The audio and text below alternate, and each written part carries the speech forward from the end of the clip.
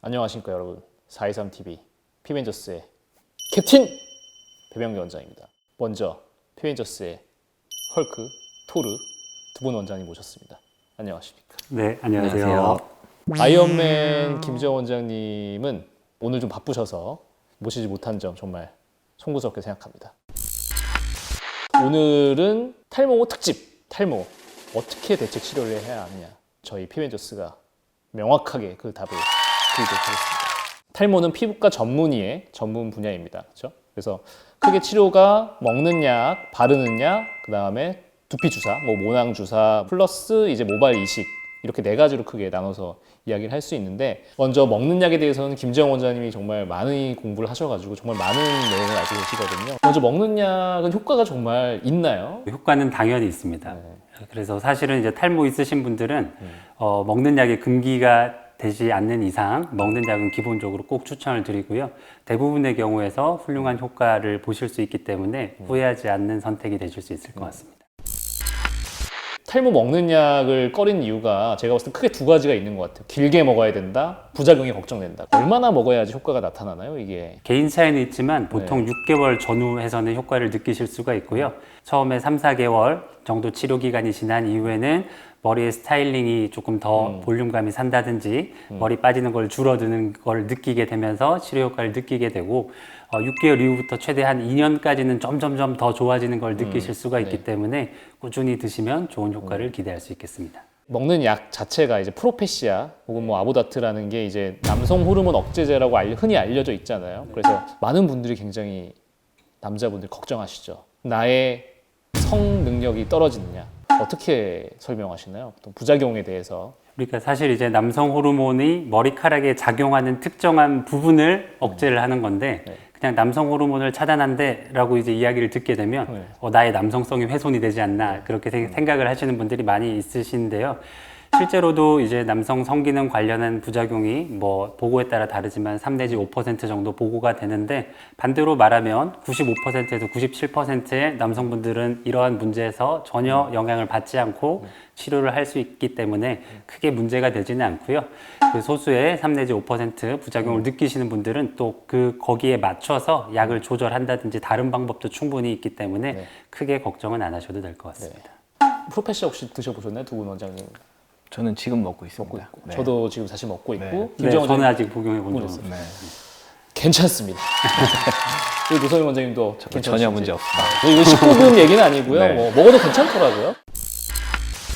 먹는 약이 보통 저희가 이제 먹는 약, 바르는 약, 주사 치료했을 때 가장 저희가 퍼스트 라인이라고 그러죠. 가장 먼저 선택하는 만큼 효과가 가장 그 셋 중에 우수하다고 말씀드릴 수가 있고, 다소 좀 길게 먹어야 되는 점은 있으나 안전하다.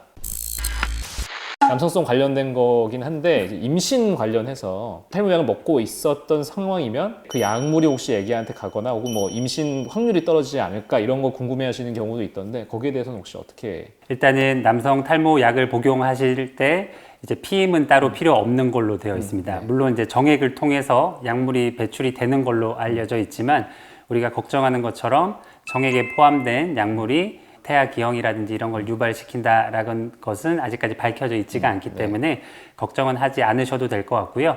다만 탈모 치료제 자체가 정자의 숫자나 운동성을 떨어뜨릴 수 있습니다. 근데 제일 중요한 정자의 모양 형태에는 영향을 주지 않기 때문에 정상 수태, 임신에는 영향이 없는 걸로 되어 있는데, 정상 성인의 경우는 영향을 받지 않지만 내가 만약에 정자의 운동성이나 숫자가 적은 사람이다라고 하면 의도하지 않게 난임이나 불임으로 생각을 할 수가 있기 때문에, 만약에 원했던 대로 가족 계획이 진행이 되지 않는다, 그런데 내가 이제 이 약을 복용하고 있다라고 했을 때는 약의 중단을 해당 의료진과 상의를 해보시는 것도 도움이 될 수는 있을 것 같습니다. 그래서 먹는 약에 대해서 좀 이슈가 사실 남성성 말고도 좀 있잖아요. 예를 들면 전립선 암에 관련된 얘기도 있는 것 같은데, 거기에 대해서 좀 얘기를 해주실 수 있을까요? 네, 사실은 이제 우리가 모발 치료에 이용하고 있는 피나스테라이드나 두테스테라이드 같은 약물 치료 같은 경우는 원래는 전립선 비대증, 우리가 소변을 나이가 들면서 보기 어렵게 되는데 그거를 개선하는 목적으로 오랜 기간 사용을 했던 약물입니다. 그래서 우리가 이제 전립선의 크기를 줄여주는 역할을 하게 되는데 이제 탈모 치료를 위해서 우리가 약을 먹게 될 때도 전립선의 크기가 작아지는 효과가 발생을 하게 되고 우리가 전립선 수치를 통해서 전립선의 염증이나 암 발생을 확인을 하게 되는데 전립선 암이 발생했는데도 수치가 약에 의해서 낮게 유지가 되면서 암 발견을 늦게 하게 되는 약 자체가 직접적으로 암 발생의 위험을 증가시키지는 않고 우리가 이제 암 발생의 발견을 늦출 수 있기 때문에 우리가 정기적으로 전립선 건강을 체크하는 것은 필요하다고 할 수 있겠습니다. 그래서 꼭 건강검진 하실 때 프로페시아를 먹는다는 얘기를 하셔야 돼요. 그게 수치, PSA라는 수치인데 그게 수치 보정이 필요하기 때문에. 그리고 또 이게 전립선 비대증에 먹는 약이 5mg인데 이 머리에 쓰는 양이 이제 1mg이기 때문에 간혹 이거 5등분해서 먹어도 되는지, 왜냐하면 전립선 비대증이 이제 보험이 되기 때문에 약 가격이 좀 사실 있거든요. 이런 경우에는 어떻게 설명을 하세요? 그게 참 과거에 많이 그렇게 드셨던 것 같아요. 그래서 일단 저희 건강보험법상 그렇게 그 서로 다른 질환이잖아요. 의료법상 그게 맞지 않고요. 쪼갠다는 것 자체가 가루가 날릴 수 있는데 이게 피나스테라이드 자체가 그 여성에게는, 특히 산모에게는 만약에 이걸 흡입하면 태아에게 영향을 줄 수 있는 그렇죠. 미국 FDA 등급 X에 속해서 반드시 피해야 하는 그런 겁니다. 그래서 그거를 만약에 주변에 여성분이 있다거나 집에서 하기 싫으니까 뭐 직장 가서 하신다는 분도 있고 맞아요. 하는데 사실 어떻게 보면 그거는 해서는 안 될 행위 중에 하나거든요. 요새는 카피약 하면 조금 저렴한 것도 맞아요. 많이 나와 네. 있으니까 잘 코팅된 거를 그냥 1mg 정확한 용량으로 드시는 게 맞다고 생각합니다. 그러니까 사실 뭐 전립선 비대증이 있다고 하면, 그리고 탈모가 같이 있으면 사실 5mg짜리 약을 드시면 뭐 좋죠. 근데 그렇지 않은 경우에는 굳이 이제 이런 어떻게 편법이라고 그러죠. 편법, 불법인데 그런 거는 이제 안전하지도 않으니까 좀 지양해 주시기를 바라고. 약을 이게 이제 매일 먹고 굉장히 장기간 먹기 때문에 또 많은 분들이 걱정하시는 게 이제 간에, 왜냐면 약물이 이제 들어가면 간이 안 좋다더라, 뭐 피부과 약은 독하다더라, 이런 여러 가지 얘기가 있는 게 결국엔 간 문제인데, 그런 거에 대해서는 어떻게 설명을 해주세요? 환자분들 걱정을 하시면 간 독성에 대해서는. 초기에 먹고 나서 말씀드렸던 여러 가지 부작용이나 불편함이 있으면 복용을 하기가 어려우신 경우도 간혹 있을 수는 있지만 대부분의 분들은 불편함 없이 복용이 가능하시거든요. 그래서 며칠 먹다 보면 결국에는 비타민을 먹듯이 챙겨 먹을 수 있는 맞아요. 그 정도의 약이라고 생각을 하셔도 되고요. 근데 이제 모든 약들은 체내에 들어오면 간에서 분해가 되거나 내지는 콩팥에서 분해가 돼서 체외로 배설이 돼야 되기 때문에 간이 결국에는 일을 해야 되는 상황이 되는 거고 그 과정에서 개인의 체질에 따라서 무리가 되는 경우가 있을 수 있어요. 처음 병원을 내원하시면 그 간이라든지 전립선 건강을 확인하고 약을 처방을 드리고 1년에 한 번씩은 꼭 전립선 수치, 앞서 말씀드렸던 전립선 수치와 간 기능 수치를 확인을 하는 것을 권장을 드리고요. 그렇게 간 기능과 전립선 건강은 체크를 해 나가시면서 치료하시면 될 것 같습니다. 우울증 얘기 이런 것도 나오는 것 같던데 혹시 거기에 대해서는 어떻게 설명을 하시나요? 몇 년 전에 이제 네. 대규모 그 임상 스터디를 해보니까 이렇게 쭉 약을 먹었던 사람들을 쭉 조사를 해보니 네.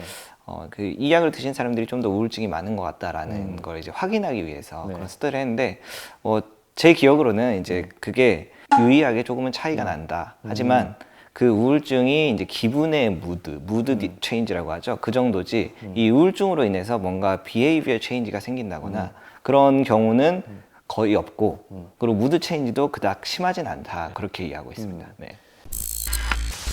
굉장히 오랜 기간, 사실 어떻게 보면 5년, 10년 이렇게 약을 먹고 있잖아요. 사실 그렇기 때문에 이런 것들이 좀 많은 분들이 궁금해 하시는 것 같고, 하지만 뭐 지나치게 걱정하실 필요는 없고, 분명히 먹는 약으로 얻을 득이 잃는 실보다 훨씬 많고, 주의할 사항은 말씀하신 것처럼 건강검진 하시기, 혈액검사 하는 거 플러스 이제 전립선 건강 챙기기. 하지만 남성성은 크게 문제가 없다. 그리고 다른 뭐 무드 체인지나 이런 거는 걱정하실 필요가 없다는 말씀을 드리면서 여기까지 423TV 표현저스의 캡틴 배병기 원장이었습니다. 많은 구독과 좋아요 부탁드리겠습니다.